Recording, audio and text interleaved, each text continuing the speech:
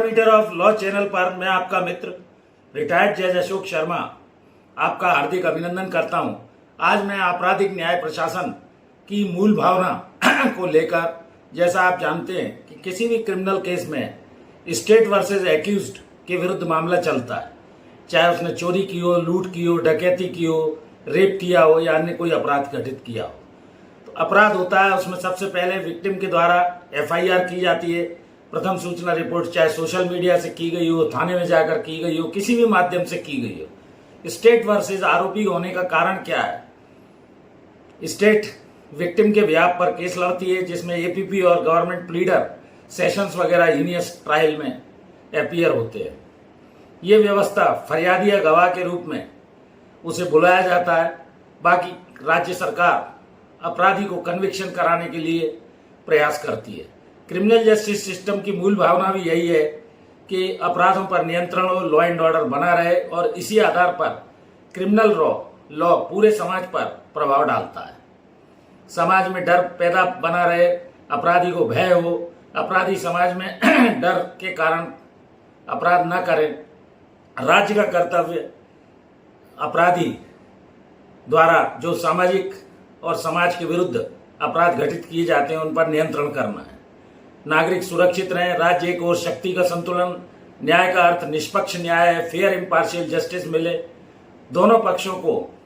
अगर उसने वास्तव में कोई अपराध घटित किया है तो न्याय प्रशासन के द्वारा पूरी कार्रवाई कर गुणदोष पर, मेरिट पर साक्ष्य पेश की जाती है। इन्वेस्टिगेटिंग ऑफिसर उसमें इन्वेस्टिगेशन करता है, कोर्ट के समक्ष पूरा गुणदोष पर मामले का निराकरण होता है, और अपराधी के विरुद्ध प्रोसिक्यूशन पर ही ये बर्डन होता है कि वो मामले में न्याय प्रशासन की मूल भावना को लेते हुए अभियोजन ये सिद्ध करे कि उसने कोई भी अपराध संदेह से परे को अभियोजन ने प्रमाणित किया है।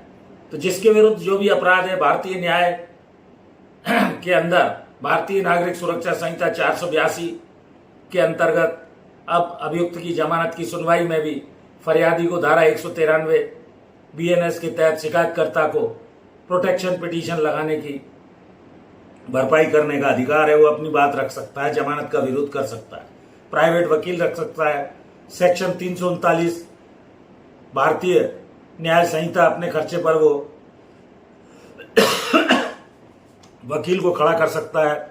2023 में ही ये व्यवस्था दी गई है, और इस तरह कंप्लेनेंट मजिस्ट्रेट के समक्ष भी उसकी यदि पुलिस एफआईआर वगैरह नहीं लिखती है तो वो परिवाद को पेश कर सकता है, कंप्लेंट को मजिस्ट्रेट उसमें ऑर्डर देता है। और इस तरह न्याय प्रशासन की मूल भावना के तहत कोई भी जहां अपराध घटित हुआ है, राज्य के विरुद्ध हुआ है, इसीलिए स्टेट वर्सेस एक्यूज्ड कहा जाता है। ये आपको जानना चाहिए।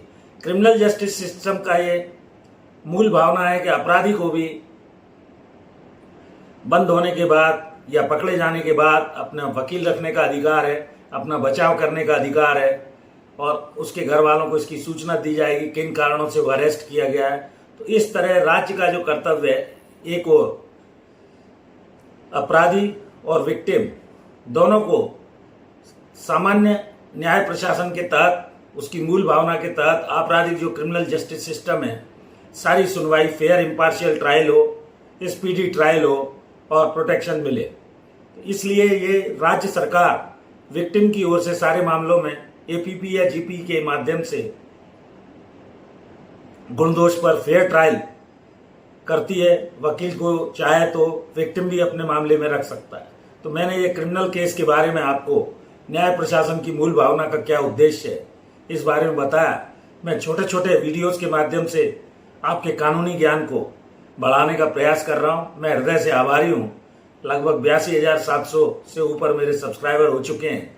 जुड़ जाइए जिन लोगों ने अभी तक मेरा channel parameter of law subscribe नहीं किया है, प्लीज इसे सब्सक्राइब करें। वीडियोस देखिए, लाइक कीजिए, शेयर कीजिए। कोई प्रॉब्लम हो तो कमेंट में डालिए। और एक और विशेष अनुरोध, मेरी धर्मपत्नी श्रीमती अर्चना शर्मा का भी यूट्यूब पर एक चैनल अर्चना आरटी आपके नाम से है, कृपया उस चैनल को भी सब्सक्राइब करें, उसके वीडियोस देखिए, लाइक कीजिए, शेयर कीजिए। इस वीडियो में यहीं तक। Thank you for watching this video. नमस्कार मित्रों।